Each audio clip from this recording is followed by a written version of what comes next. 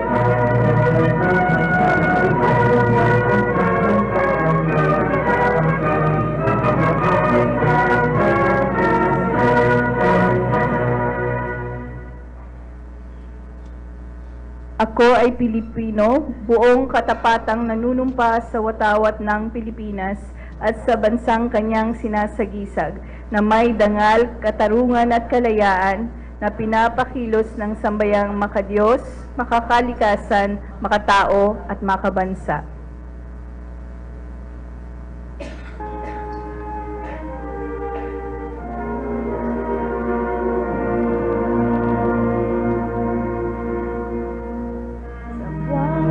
Honorable Kerry Jan Opiok, Honorable Rogelio L. Valesco Jr., and Honorable Jimmy B. Villaflores. There are 15 members present, Your Honor. There is a quorum. With 15 members present, the Chair declares the existence of quorum for the transaction of business. Mr. Floor Leader. The item, Mr. Chairman, is the approval of minutes of the 34th regular session of the August body held on November 18, 2019. Unless there are any correction or comments, I move for the approval of said minutes. Any second? Seconded by members Dalipe, Nuño, Omaga, Tilano, De La Cruz, Hanapi, VP Elago. Any objection? There being none, the same is hereby approved. Mr. Floor Leader, may I solicit a motion to suspend the rules? I move for a suspension of the rules, Mr. Chairman. Rules Give way to suspended. Distinguished visitors. Yes, we would like to acknowledge with us here our visitor, the councilor from the municipality of Palangi, Albay, and board member of the province of Albay, councilor and board member Giselle Richard G. Salceda. Yes, you may want to address the plenary.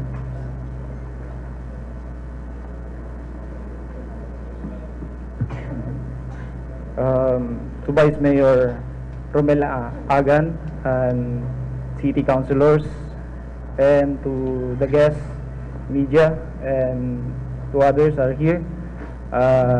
Good morning. Morning. I would like to first introduce myself. I am Councilor Giselle Richard Salceda. Ako po ay taga Bicol. Pamangkin po ni Congressman Joey Salceda. Bakit po nandito si Councilor Giselle Richard Salceda? I would like to take this opportunity na magpasalamat siyempre sa ating Vice Mayor at saka sa mga City Councilors na gusto ko po talaga na personal na makausap at makamayan po ang ating mga mabuting councilors sa iba't iba pong syudad, bayan, at even kahit po sa probinsya. Nandito po ako at nagpapasalamat din sa inyo. Would take this opportunity to campaign for the Philippine Councilors League na mangyayari po ngayon po sa Manila this February 26 to 28. Again, it is my last term ko na po bilang municipal councilor. At the same time po, ako po ang Provincial Federation President po ng Philippine Councilors League po sa Albay, Bicol. At kasabay po niyan, ako rin po ang Regional President din po sa Bicol Region, Region 5 po. And again, I would just like to ask your support that because I'm running for National Chairman this coming February 27 in the afternoon po ang election po. To all of you, good gentlemen and women, thank you for giving me this chance to meet you in person. But I assure you, this would be not the last or the first. Babalik-balik po ako sa inyo. At sana po, hindi kayo magsawa sa pagmumukha ko. Again, thank you po. Salamat at magandang umaga po sa inyo. Some questions? Yes, sir. Thank you po. Yeah? Thank you po. How old are you? I'm 34 years old. And to be, advance ko na po kasi laging tinatanong din po kada nagbibisita po ako sa kada bayan, tinatanong na rin nila. Pagkatapos po ng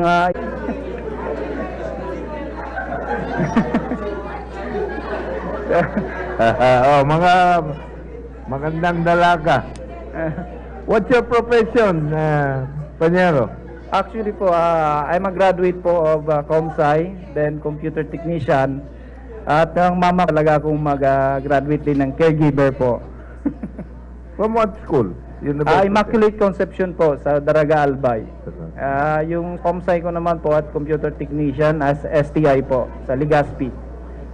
So you are the nephew of Congressman Joey Salceda po. That's the brother of Congressman Dalipe. Opo. I'm the father ni Jimenez. Bienvenidos sa Zamboanga.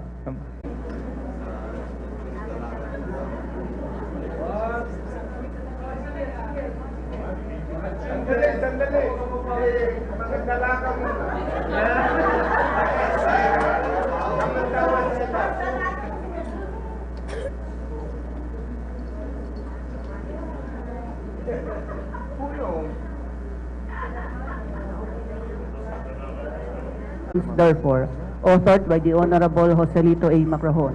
I move for its referral to, I move for its on first reading. Seconded by members Dalipe, Nuño, Alavar, Olaso, VP Alago, Piok, Hanapi, De La Cruz, Valesco, Perez, Maga. Any objection? The chair hears none. The same is hereby approved.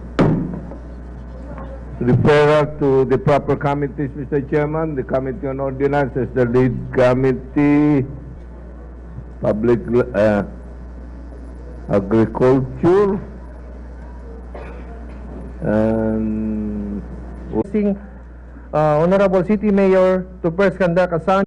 yes, if it's only solid waste, but if you include pollution, that's That is another. subject that week or months, because maybe we can conduct this on last week of March or first week of April. Within the year, pwede kita Properly, kasi. Member Relago, so you will use the mic. Yes, Member Lago.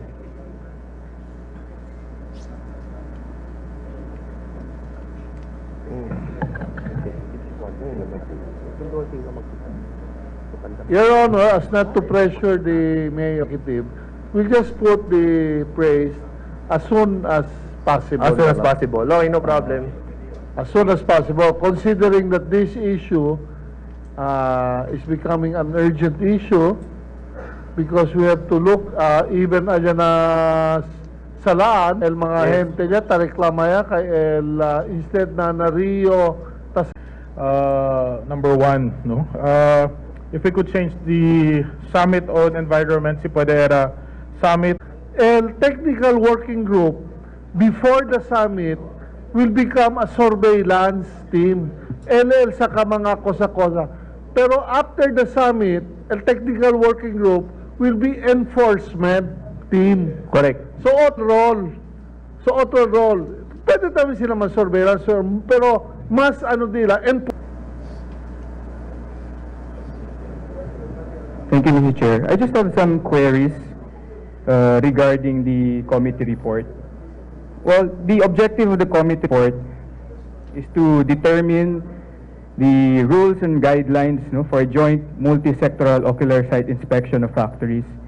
During the conduct of the inspection, may I respectfully request or ask the proponent what companies that are not compliant with the any, or did they commit any violation? Can you be more specific? Well, I cannot tell you or mention you the name of the companies, but I can tell you right now that 90% of the companies here in Zamboanga City, they're not non-compliance. I will take exception to that statement. 90%? 90% What is your too figure? much. What is the I'll take data? exception, please. That might be libelous. Yeah, Mr. Chairman, the proponent mentioned 90%. Of how many factories? Just a number. And I don't know, are we supposed to keep it in secret? Pertaining to marine pollution regulation. Point of order. What's the point of Is order? Member Olaso insisting on that statement of 90%? Yeah, if pertaining to marine pollution regulation. The question is Yes. very broad. You said 90%. Are you insisting on that statement, please? Yes. Huh? I'm taking exception. Maybe if the proponent is really insisting on that figures, Mr. Chairman, then maybe we can request the proponent that since he conducted the inspection to disclose to us what companies violated any provision of a policy and what specific violations they commit, Mr. Chairman. Precisely. Okay. To be fair, we are a business-friendly LGU. We cannot just make a sweeping statement here and then we are not telling who are these companies. Exactly. That's not fair also. These people, they have licenses to operate. Making a statement sweepings of 90%, my God. Well, That's too much. what I'm talking about, it's about marine pollution regulation. What's expected, deperasan, may sila facility to monitor such thing. The only thing na pwede man monitor is LEMB, which is sabi ko diyo, well, tan monitor LEMB, ara pasado. Check ya sila water test, ala na dila tala makita WTP water treatment tan pasado le. Kay porke takorel machine. But after that, ngayon LEMB, tamatay ko ng machine. Ama sa takida binye dila kanatun. Mr. Chairman, because you know the reason why he conducted, or we make measures, we want to address specific problems. Now, for example, you said 90%, no, and you insisted of 90%. What type of violations did this 90%? In fact, you should even disclose the entities because we want to address them specifically and individually.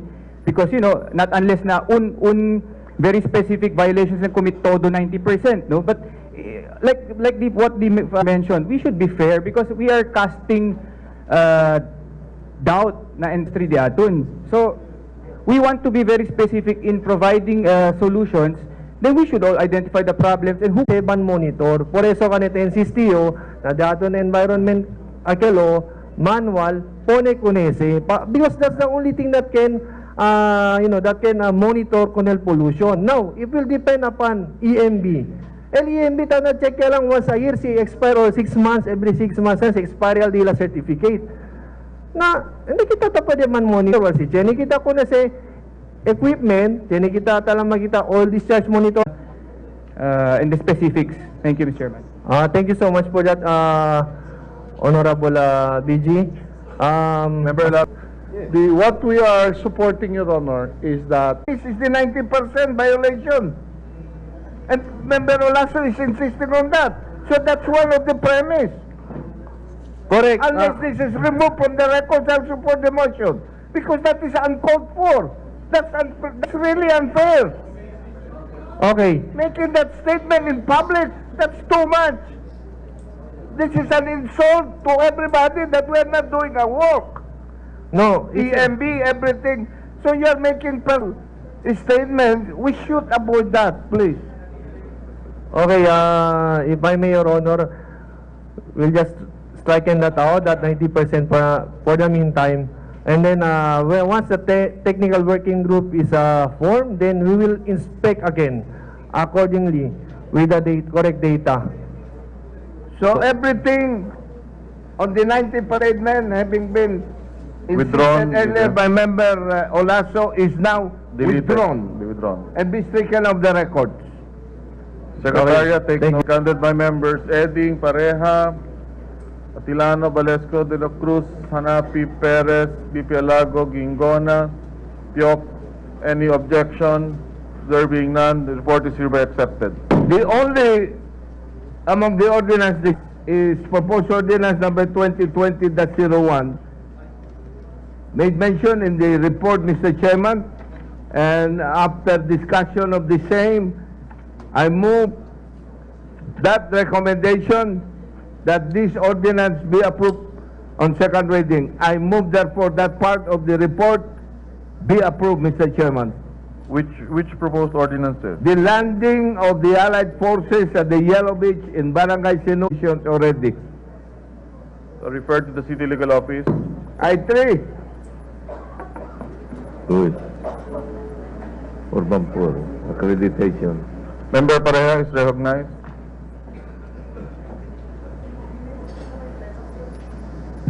Okay, thank you, Mr. Chair. We have here the application for re-accreditation, the Pagbabago Urban Poor Homeowners Association. Of the rules upon request to give way to a pictorial Rules suspended. Pictorial.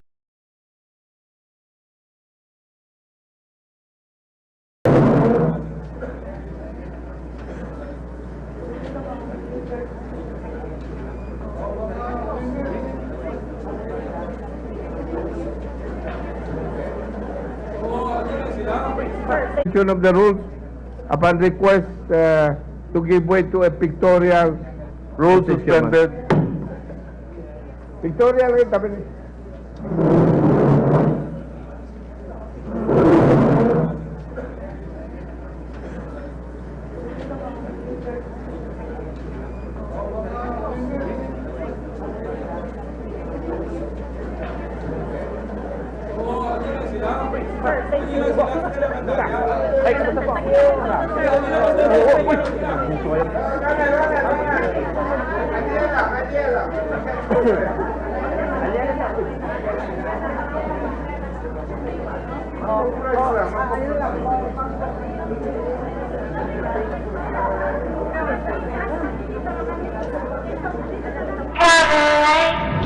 Love Shine. Enjoy the classic lacy love in shiny and sparkling heart donuts. 3 boxes of mini hearts for only 149 pesos. You can also get 1 box of mini heart donuts for only 55 pesos. Add 109 Love Shine. Enjoy the classic lacy love in shiny and sparkling heart donuts. 3 boxes of mini hearts for only 149 pesos. You can also get 1 box of mini heart donuts for only 55 pesos. Add 109 for the Teacher Thirst this February with Dunkin' Twin Cup for only 109 each with a choice of 2 iced beverages, your favorite icy coolers with new flavors, icy pink lychee and icy cucumber.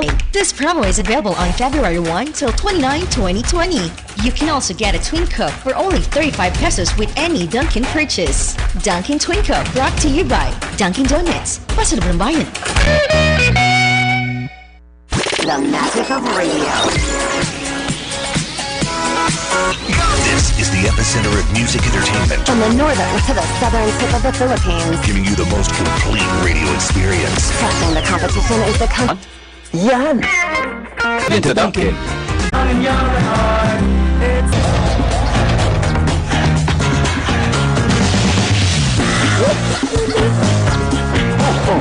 Nasaan yung bar? Ayan. Introducing the new delicious Diddy Bar. New shape. Eding, Macrohon, De La Cruz, Nuño, Alavar, Piok, VP Alago, Atilano. Any objection? Chair hears none. The same is hereby approved. Next resolution. Next resolution, Member Villa Flores. The next resolution, concreting of road at Purok 7. Still Kabatangan. Yes, another resolution of the Barangay Council of Kabatangan is for the allocation of more or less 1 million for the concreting of road I think there is already, I'm going to check this one, Your Honor. I think there is already not a budget. We might as well refer this, Your Honor, the same in the first resolution to the city legal, to the city planning division. I'll do the personal follow-up lang because the barangay chairman really talked to me that there is already a plan for this, then we'll just asking for the budget. So the same, we will just forward this matter to the city planning division with our recommendation, favorable recommendation for possible funding in the supplemental budget. Thank you, Your Honor. I move accordingly. Seconded by members Dalipe, Atilano, Pareja, Olaso, Macrohon, Perez, Hanapi. Because during our meeting with the principal, the last Sunday ba to? Last Sunday, relative to the open stage right at the located outside the within the perimeter of West CTI. In the inspection with me was the good Vice Mayor. I don't know if you wish to come development on the matter. We refer to the planning to check whether that so the resolution. So allocate funds. So the agent. Okay. Jointly and severally seconded. Secondly, Mr. Chair, to request the city mayor to direct a memo not to allow any private sector or government sector to wreck, destroy, and excavate over government concrete roads in the barangays without securing barangay consent clearance and ocular inspection verification clearance from the barangays to avoid congestion and inconvenience of the people and vehicles pass by, converge in the area. The proponent of the project is liable for the damage of the road and is a part to hold responsible from any cause of accident. In the start of the implementation of the project, we have to closely coordinate with the barangay officials. And a certification should be issued that there was a close coordination. To guarantee also that the coordination was done by the J.7. What number now? J.7. J.7. I think this is the pro forma memorandum of agreement. Earlier, the same kind of memorandum of agreement was entered into between the barangay of Calarian and the city of Zamboanga. And the same provisions now with respect to the barangay of Already issued, attached already. Inform our Vice Mayor that tomorrow I'm going to file my certificate of candidacy in Manila together with the group at my own personal expense. Then we have made arrangements already regarding your arrival, your accommodations, but we have to modify, and I encourage our distinguished colleagues for a caucus, lunch caucus, because even though if I'm your president, I would like to hear from you your suggested activities during free time so that everything would be coordinated, because there are several suggestions. Then Vice Mayor Meng is going to coordinate regarding the invitation of Chairman Rolly Makasait. His Honor, the come from the 2nd District, is inviting us for lunch on the 29th because he's arriving on the 29th in the morning. But there are some suggestions that he joins us for breakfast at Seconded by members Dalipe, Nuño, Gingona, Lavar, Piok, Olaso, Hanapi, Perez, Pareja, Macrohon. Comment, Member Elago.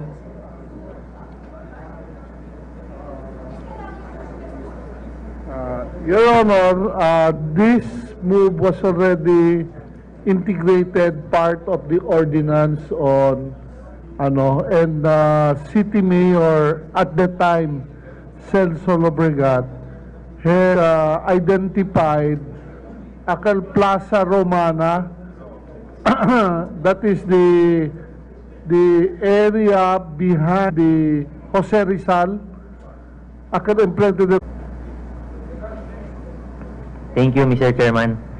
A resolution earnestly requesting the Department of Health, Region 9, jointly with the Bureau of Quarantine, the Philippine Port Authority, the Air Transportation Office, Integrated Bus Terminal, the City Health Office, and other line agencies to consistently impose quarantine inspection procedure at ports of entry in the city of Zamboanga. In Malaysia, of the same chain.